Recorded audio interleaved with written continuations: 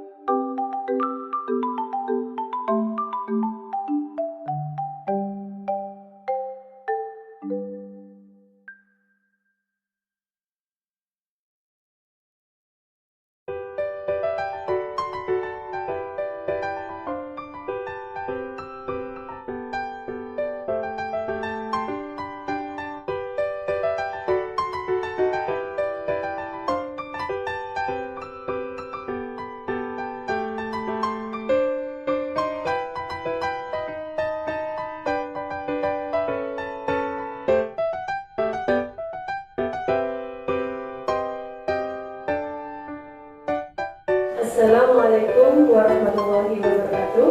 Waalaikumsalam warahmatullahi wabarakatuh. Saya Masuda, IGP Angkatan 10, Kabupaten Bangkalan.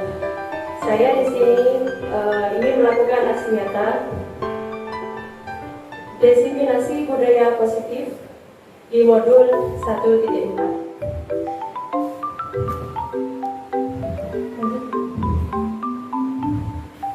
Konsep budaya positif yaitu perubahan positif, disiplin positif, nilai kebajikan, kebutuhan dasar manusia, motivasi perilaku, posisi kontrol guru, keyakinan kelas, dan yang terakhir yaitu segitiga restitusi. Pembelajaran dengan paradigma baru.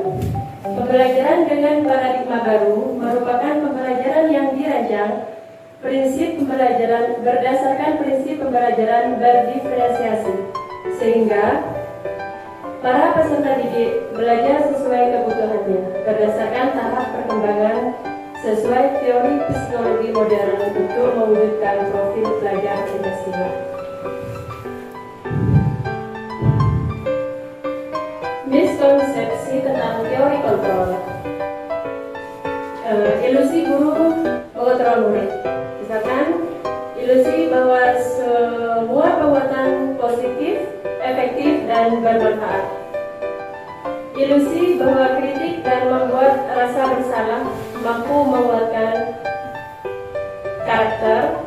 Ilusi bahwa orang dewasa berhak memaksa.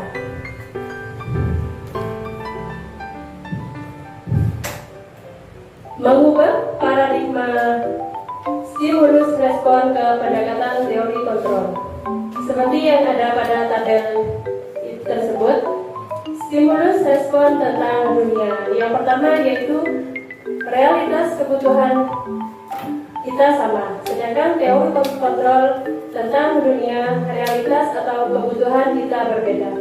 Yang kedua, semua orang melihat hal yang sama. Teori kontrol tentang dunia yaitu setiap orang memiliki gambaran berbeda. Stimulus respon yang ketiga, kita mencoba mengubah orang agar berpandangan sama dengan kita. Tetapi teori kontrol tentang dunia, kita berusaha memahami pandangan orang lain tentang dunia. Yang keempat, perilaku buruk dilihat sebagai suatu kesalahan. Sedangkan di teori kontrol, semua perilaku memiliki tujuan. Yang kelima, orang lain bisa mengontrol saya.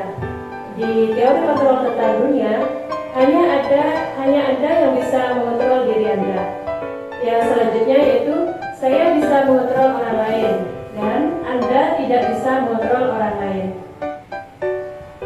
Pemaksaan ada pada saat bujukan gagal, dan kolaborasi dan konsensus menciptakan pilihan-pilihan baru. Model berpikir menang atau kalah model berpikir menang dan menang. Disiplin positif. Disiplin berasal dari kata disiplina yang artinya belajar. Disiplin mengacu pada disiplin diri yang memiliki tanggung jawab terhadap apa yang dilakukan berdasarkan nilai-nilai yang diyakini.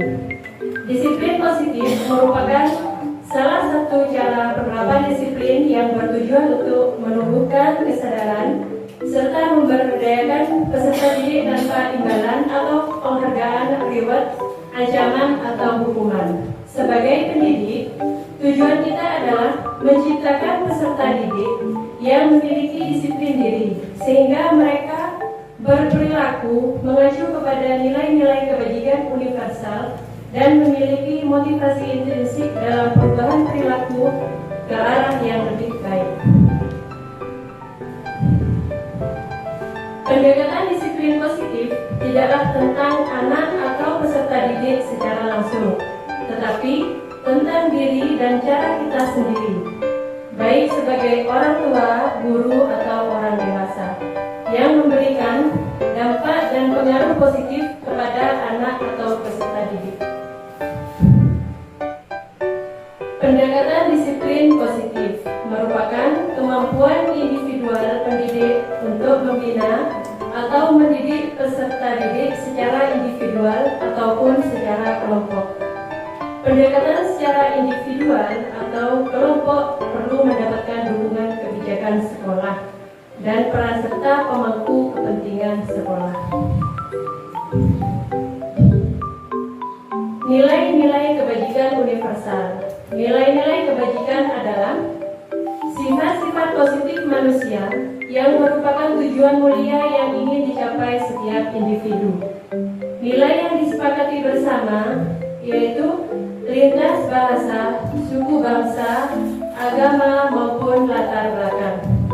Contohnya yaitu seperti yang tertera di profil pelajar Pancasila, yaitu beriman kepada Tuhan yang Maha Esa dan berakhlak mulia, berkebinekaan global, bergotong royong, kreatif, bernatif, dan mandiri. Kebutuhan dasar manusia. Kebutuhan dasar manusia adalah segala sesuatu yang kita lakukan untuk mendapatkan apa yang kita inginkan. Seluruh tindakan yang kita lakukan memiliki tujuan tertentu, dan semua usaha terbaik yang kita lakukan adalah dalam rangka agar kebutuhan dasar kita terpenuhi dengan baik.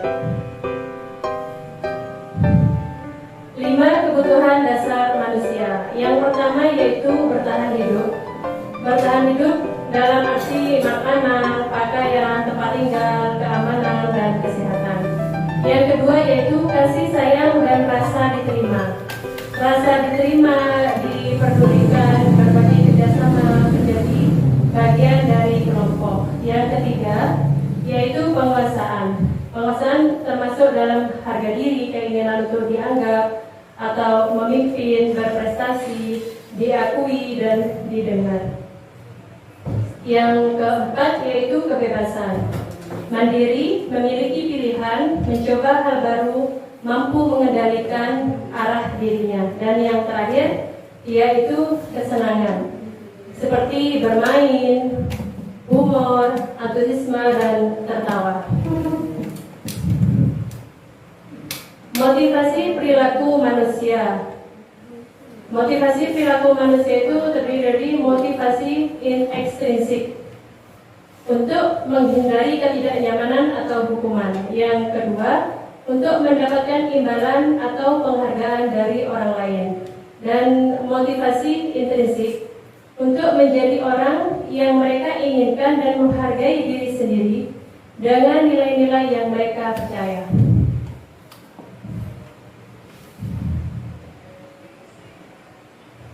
Di sini ada hukuman. Hukuman itu biasanya tidak terencana atau tiba-tiba. Murid tidak tahu apa yang akan terjadi atau tidak dilibatkan. Bersifat satu arah, berupa hukuman fisik atau psikis. Yang kedua yaitu konsekuensi. Konsekuensi itu biasanya terencana atau disepakati sesuai peraturan Murid tetap dibuat tidak nyaman. Dan terakhir, sikap guru selalu memonitor murid. Yang ketiga yaitu restitusi. Restitusi merupakan proses menciptakan kondisi bagi murid untuk memperoleh kesalahan. Proses kolaborasi yang mengajarkan murid untuk mencari solusi sendiri. Yang kelima, 5 posisi kontrol guru, yaitu yang pertama penghukum, yang kedua pembuat merasa bersalah, ketiga menjadi teman, keempat pemantau, dan yang terakhir yaitu menjadi manajer. Contoh penerapan 5 posisi kontrol guru. Seperti halnya kasus yang ada di sini, yaitu siswa tidak memakai atribut lengkap saat upacara bendera.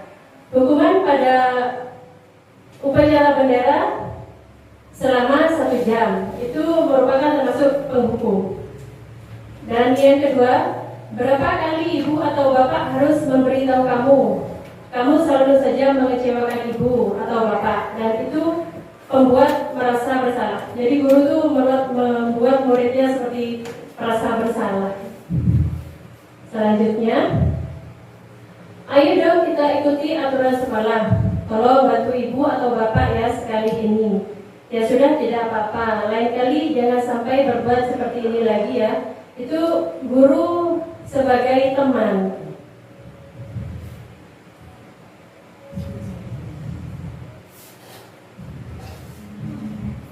Dan yang selanjutnya yaitu, kamu sudah melanggar peraturan sekolah. Kamu tahu konsekuensinya. Setelah upacara, kamu beli atributnya di koperasi dan jangan diulangi lagi. Itu guru sebagai pemantau. Yang terakhir yaitu, apakah kamu tahu kesalahanmu? Kira-kira bagaimana kamu memperbaiki kesalahan itu? Itu guru menjadi manajer untuk muridnya. Posisi kontrol, apakah kamu tidak pernah melakukannya?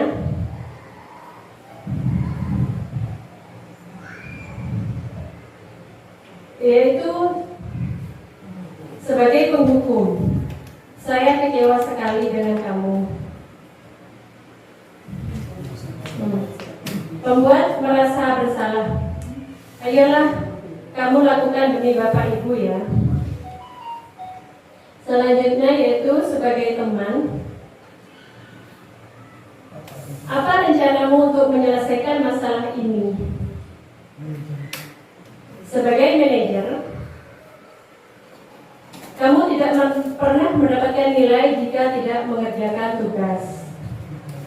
Dan yang terakhir yaitu sebagai pemantau.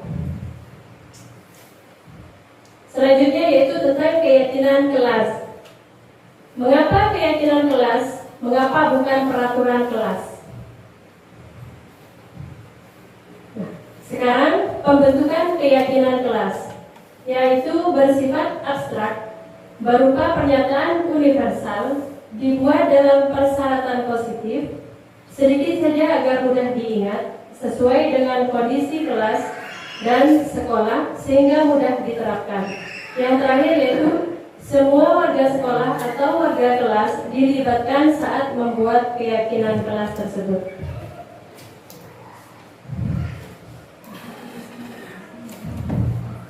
Segitiga restitusi, yaitu suatu proses dialog yang dijalankan oleh guru agar dapat menghasilkan murid yang mandiri dan bertanggung jawab. Segitiga restitusi itu tersebut terdiri dari 3, yaitu yang pertama menstabilkan identitas, yang kedua validasi tindakan yang salah, dan yang terakhir menanyakan keyakinan. Menstabilkan identitas berdasarkan prinsip membuat kesalahan adalah bagian dari proses pembelajaran, yaitu berbuat salah itu wajar. Tidak ada manusia yang sempurna. Ibu atau bapak juga pernah melakukan itu. Ibu atau bapak tidak mencari siapa yang salah, tapi ibu atau bapak ingin mencari solusi dari permasalahan ini. Yang terakhir yaitu kamu berhak merasa begitu. Yang kedua yaitu validasi tindakan yang salah. Berdasarkan prinsip setiap perilaku berupaya memenuhi suatu kebutuhan tertentu, yaitu terdiri dari misalkan kamu pasti punya alasan mengapa melakukan hal itu. Yang kedua, padahal kamu bisa melakukan yang lebih buruk dari ini ya. Dan ketiga, kamu pasti bangga karena telah melindungi sesuatu yang penting buatmu. Dan terakhir, kamu melakukan karena mempertahankan sesuatu yang penting bagimu. Yang ketiga yaitu menanyakan keyakinan. Berdasarkan prinsip teori kontrol, bahwa pada dasarnya kita termotivasi secara intrinsik. Seperti halnya, apa keyakinan kelas kita, nilai-nilai apa yang telah disepakati bersama, seperti apa gambaran sebuah kelas yang ideal menurut kamu, dan kamu ingin menjadi orang seperti apa. Contoh penerapan segitiga restitusi. Dari segitiga restitusi yang saya lakukan kemarin, yaitu ke salah satu peserta didik yang mereka itu hasilnya itu selalu dicontek. Jadi kemarin sempat saya panggil, jadi saya tanya kenapa kok sampai marah gitu. Ternyata anak tersebut menjawab, soalnya Bu setiap hari pasti dicontek hasilnya gitu. Dan saya juga menanyakan tentang keyakinan kelas pada anak tersebut. Dan anak tersebut setuju untuk melakukan keyakinan kelas itu. Untuk kasus yang kedua ini, ada peserta didik juga, yaitu Doni. Dia itu sering tidak masuk sekolah. Jadi kemarin saya juga sempat memanggil dan menanyakan kepada anak tersebut, kenapa tidak pernah masuk sekolah atau jarang masuk sekolah. Dan anak tersebut siap untuk melakukan dan mengikuti keyakinan kelas yang sudah ada dan meminta maaf untuk tidak mengulangi kesalahannya lagi. 5 posisi kontrol. Di sini saya mau minta kesepakatan kepada Ibu. Dari 5 posisi kontrol guru itu, mana yang paling pas menurut Ibu yang seharusnya kita lakukan untuk anak didik kita? Jadi dari 5 posisi kontrol itu mana yang paling pas? Jadi saya minta tolong Ibu nanti ditulis di lembaran ini. Untuk bawa asisten. Iya Ibu.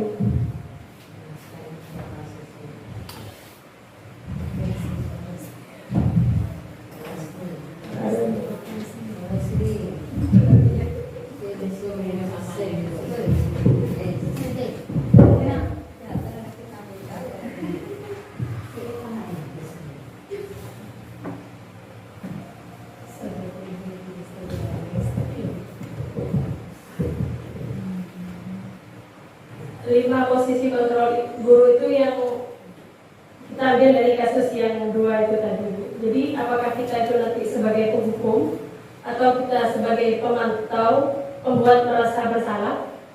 Yang ketiga, kita menjadi teman atau menjadi pemantau atau menjadi manajer.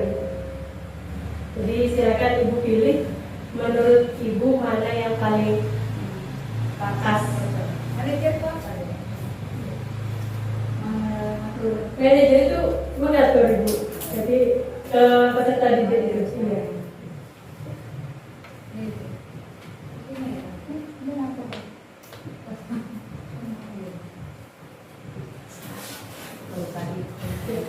Terima kasih.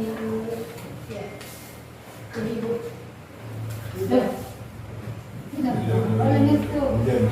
Ujian, hidup ujian. Terima kasih.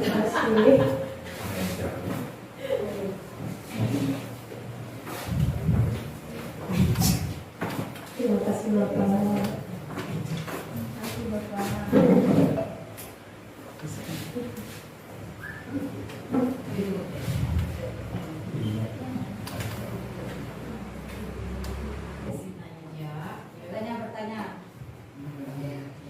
Monggo Ibu silakan. Sebentar Ibu. Silakan Ibu. Ya, terima kasih atas waktunya Ibu Mas Sudah. Ini ada kasus murid ya, dari Raga Broken Home. Ya, bersamalah kayak Doni seperti itu. Sering tidak masuk. Awalnya anaknya lumayan bisa masuk 10 besar karena adanya broken home kedua orang tuanya akhirnya itu menurun drastis. Kita sudah berusaha untuk menjadi teman, tapi tetap tidak ada perubahan. Nah, untuk solusinya yang terbaik karena kita sudah berusaha juga sudah konfirmasi ke orang tua bagaimana selanjutnya supaya anak itu bisa kembali berprestasi, supaya tetap rajin. Ibu bisa dibuka lagi, tapi PPT-nya mungkin kalau misalkan Ibu sendiri sudah pernah melakukannya atau sudah menjadi teman untuk anak tersebut, mungkin sekarang Ibu berusaha menjadi pemantau dulu. Mungkin yang lain kan kita sudah jadi teman. Ya gimana teman, pasti kan ngobrolnya lebih dekat lagi atau caranya mengajak bicara anak tersebut lebih dekat lagi. Jadi habis itu mungkin kita jadi pemantau dulu. Apakah setelah menjadi teman itu, pastinya kan kita sudah mengajak ngobrol. Intinya lebih dalam lagi tentang kenapa kok sampai seperti itu. Mungkin kita jadi pemantau dulu. Di pemantau dulu ini mungkin Ibu lebih ke berkomunikasi juga sama wali muridnya. Kalau menurut saya seperti itu. Bagaimana, kenapa anak tersebut sampai seperti ini? Jadi kita komunikasi ke wali murid. Sedangkan di sekolah pun sudah saya dekati, sudah saya ajak ngobrol, tapi tetap. Kalau menurut saya seperti itu Ibu. Dan yang terakhir, kita menjadi manajer. Kalau memang pemantau itu tidak berhasil atau apa ya istilahnya, jadi kita manajer ya kita yang menentukan, kita yang ngasih saran aja ke anak tersebut gitu. Kalau menurut saya seperti itu Ibu. Sama-sama Ibu. Ibu mungkin ada yang mau ditanyakan? Pertanyaan kedua. Iya Ibu. Sebagai guru, kita dihadapkan pada 5 kontrol, posisi kita dihadapkan pada 5 kontrol posisi gurunya ya. Iya Ibu. Salah satunya adalah membuat merasa bersalah. Saya kok kurang setuju dan tadi mungkin kita alami semua itu ya. Membuat merasa bersalah. Tapi tidak, kalau jika anak sudah memiliki masalah dan kita seperti saya yang pernah saya alami, saya pernah menyalahkan seseorang dan akibatnya saya melakukan tindakan yang tidak seharusnya saya lakukan. Karena hal ini, kalau dikatakan merasa bersalah, membuat anak merasa bersalah, paling tidak kita melakukan pembulian atau paling tidak menjatuhkan mental anak, merasa anak itu salah. Salah banget, iya Ibu. Terus pertanyaan saya, bagaimana bagi seorang guru yang tidak bisa mengontrol emosinya, yang terlalu sering menyikapi anak itu membuat salah, tidak salah terus. Padahal itu sebuah pembulian menurut saya ya. Secara tidak sadar kita membuli anak itu melakukan kesalahan, itu menjatuhkan kesalahan. Pertanyaan saya ulang, bagaimana caranya seorang guru menyikapi ini untuk tidak menyalahkan anak? Iya Ibu, terima kasih pertanyaannya. Mungkin kalau menurut saya, kalau Ibu sendiri ibaratnya sudah membuat murid tersebut selalu merasa bersalah. Nah, sedangkan Ibu tidak ingin membuli, ibaratnya membuli anak tersebut. Gimana kalau kita lakukan 5 posisi kontrol dulu ini yang ketiga, yaitu kita jadi teman aja dulu. kita jadi teman. Sedangkan mungkin kalau sudah jadi teman, tadinya yang anak itu entah nggak mau dengarkan atau nggak, dia dalam kasusnya atau dia sering terlambat atau apa. Kalau misalkan ibu sudah jadi teman, mungkin dia akan lebih terbuka ke ibu. Jadi rasa untuk membuat ibu merasa bersalah kepada murid mungkin berkurang. Dan kita melakukan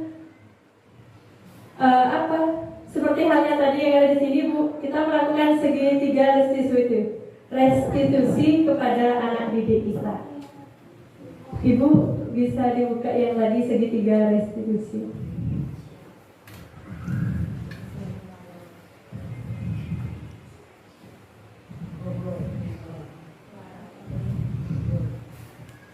Halnya ini, Bu, dari segitiga restitusi itu sudah ada tiga kegiatan yang harus kita lakukan.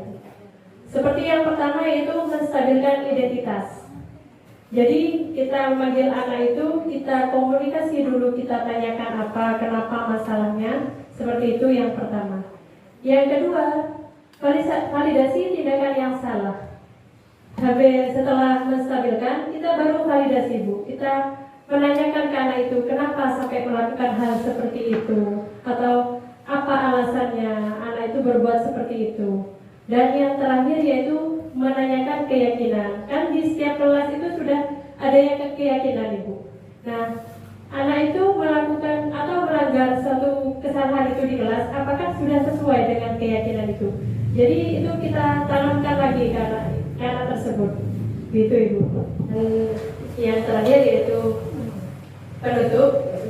Dalam penerapan program disiplin positif, hendaknya guru memiliki standar kepribadian, profesional dan sosial, baik di mana guru mampu merefleksi dirinya dalam posisi kontrol saat ini.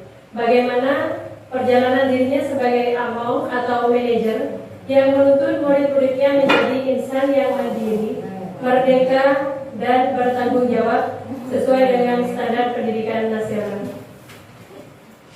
Terima kasih. Wassalamualaikum warahmatullahi wabarakatuh. Aksi nyata ini diawali dengan membuat keyakinan kelas. Saya dan murid-murid membuat keyakinan kelas dengan cara mencatatkan curah pendapat dari murid-murid akan keinginan mereka dalam kelas, untuk dirumuskan menjadi keyakinan kelas secara bersama-sama. Karena siswa kelas 1 termasuk kelas awal, belum banyak yang dapat menyampaikan pendapatnya secara runtun melalui lisan. Maka dari itu, saya mendorong adanya persetujuan atau kesepakatan dengan cara menuliskan pada kertas warna.